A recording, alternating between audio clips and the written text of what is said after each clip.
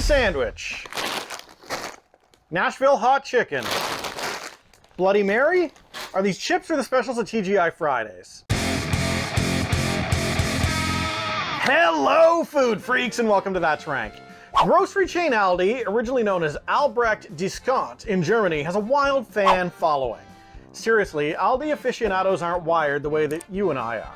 Here on YouTube alone, hundreds of channels feature everyday Joes just shopping up and down their aisle, showing off the latest frozen products or decorative door signs that say things like, "Never mind the witch, beware of cats." For God's sakes, it's June. Calm down, Halloweeners. But for me personally, the big draw is their bizarre infatuation with limited time chip flavors that frankly you've never even considered. Possibly with good reason, but today we're going to dig in and find out if any of these are worth a full-time national release as we check out grilled ribeye steak, smoked bourbon, Nashville Hot Chicken, Bloody Mary, and Cuban Sandwich. Time to push these chips to the middle of the table because I'm all in. Ribeye Steak was one of two summer flavors that came out last year at Aldi and has been re-released again for the 2022 season. Of course, last year I couldn't get over the border, so I appreciate the second kick at the can for us long-suffering Canadians. And honestly, the beauty about Aldi is because they're considered a discount grocery store, you're only on the hook for a couple of bucks at most per bag, so even if they suck, you're not going to be out an arm and a leg. Now this bag of chips is special because this is not just your standard thick-cut crinkled kettle chip, this is a cowboy cut. And now you might be wondering what the distinction between a normal thick cut and a cowboy cut is. I have no idea. It smells smoky, but not steak-like. Like, there's no bone in here, and there doesn't appear to be any drippings over the top of the chip. It is a little bit greasy though, so maybe it's more of a congealed fat at this point now that they're room temperature.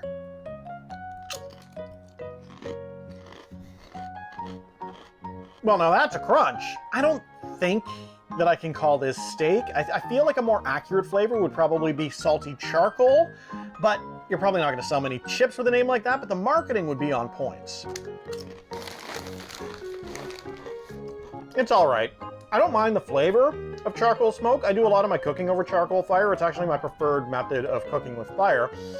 I just think that I'd rather have chips on the side of a barbecue dish and not actually have them as the barbecue dish. But for now, I guess they're good enough to be in first place.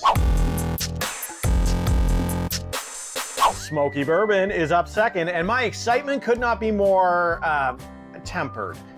I don't like bourbon. I don't think I know anybody that likes bourbon, and the only people who drink bourbon live in Kentucky, and they don't like it. It just helps them forget that they live in Kentucky. I'm kidding, Kentucky. I spent one night in your state, went to a Florence Freedom baseball game, and ran into Pete Rose of all people. That's one of exactly two memories I have of the state. The other one being my trip to Golden Corral, where a man the size of a hay bale literally took the entire fresh tray of chicken livers when they came out hot. I was mesmerized by the display, and I wish I'd followed him back to his table to see if he actually ate them all. I think about that guy way too often. I don't know if he's a healthy man, but he's not hurting for iron. Were these chips on fire at any point? Because I barbecued pork butt for like 16 hours that were nowhere near this smoky. These ones are also a crinkle cut kettle chip, but not a cowboy cut. In fact, let's grab one of the steak chips. See, can you see the difference? You can really tell the handiwork of a cowboy in the steak chips.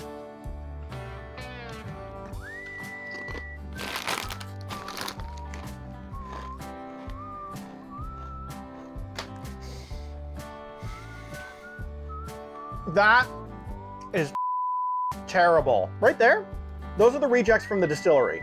If they even tried to pass those off as bourbon, they'd be laughed out of the state. And I can't even pass this off as some sort of weird barbecue chip flavor. Like, I legitimately don't know who this is marketed to. The red-faced drunks who've been sipping bourbon by the fire would be absolutely disgusted by these, and people who want a nice chip flavor are not going to be happy. This right here, last place chip in today's contest. And I mean that without even trying the other three. It's going to stay in last place, barring some sort of intense chip meltdown from the other three. That is the absolute worst chip that I've tried since I had the New England lobster roll chips from Lay's that were basically mayo and celery. I'm still not over that, by the way. I've been in therapy for the last 3 years. Well, since we just had one drink flavored chip, let's have another with the Bloody Mary chips. But these ones are different than the last ones we had because these are the brunch special. So good news, people with a hangover, there is a chip for you. Ideally, what I'd like to see in this is a lot of tomato, a lot of horseradish, and a lot of heat. A Bloody Mary needs to be coming in hot. Otherwise, it's just, well, it's still a Bloody Mary, but I don't want it. You know what? If they got some of that extreme bean flavor in here as well, that would be really cool too. In fact, why haven't we had an extreme bean flavored potato chip yet? You know what? That makes a whole lot more sense to me than smoked bourbon. Seriously, Clancy, what in God's name were you thinking with that last one? Not hurting for tomato smell at all. It actually smells like Campbell's soup, and I don't think I like that.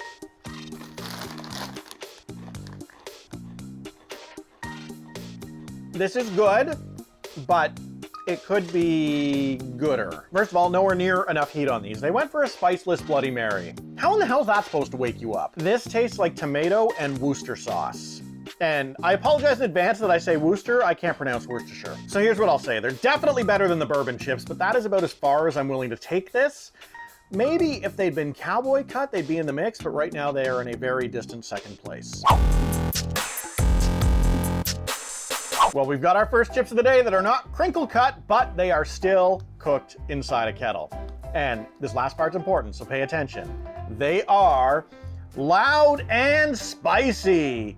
So basically they're claiming to be the chip version of Thai Burrell. Now, if you saw my Nashville Hot Chicken showdown, or you heard me talk about it on Blast the Radio, you know that I hold my expectations for Nashville Hot to a certain level. But today, I'm going to be judging these on flavor only, so while I will comment on the authenticity, it's not going to play a role in its final rankings. You know what I'd love? You see this one lonely pickle sitting here on top of the chicken sandwich?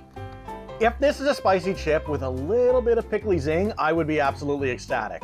And fun fact, Lonely Pickle used to be my online dating name. It smells like nothing but pure spice.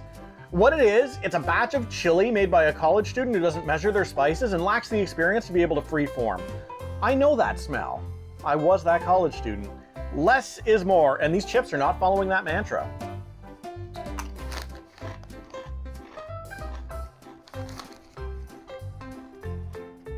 Holy mouthful of salt. You know, I figured that if they were going to be too heavy with the spice, it was going to be with the pepper or paprika, but the salt completely caught me off guard. This has more salt than a regular salted chip by a large margin. No chicken flavor in here whatsoever, which is a major disappointment. And no whiff of my lonely pickle either. Why did you ignore this little guy? He needs love too. I mean, they're okay, just way too salty.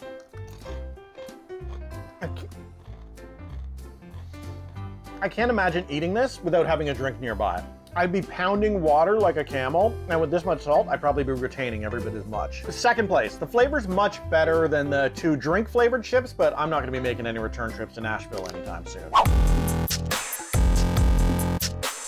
So this is a thing that Aldi decided that we needed. So here's how I feel about this. I feel like chips are an acceptable side dish to the Cuban sandwich, and I can even see the argument of putting a couple of chips inside of a Cuban sandwich to get that crunch with every single bite. And if you do that, please don't do that in an authentic Cuban sandwich shop in Miami. You're gonna offend the owner who's been making these things for the last 65 years, and he's gonna be posting about you on Yelp. These chips do have an advantage over the other 4 bags of chips though, because this is the only bag that comes equipped with a bird that says, "Delicioso." And I promise you, he wouldn't be saying that about just any chip. Clearly this is a superior Cuban sandwich chip. Probably the finest Cuban sandwich flavored chip that's ever existed. Are there other Cuban sandwich chips? I'm guessing there's not. So a Cuban sandwich broken down is basically pickles, ham, roast pork, Swiss cheese, and mustard, which feels like a very complex flavor for a chip, and I don't really understand how they're gonna make it happen, but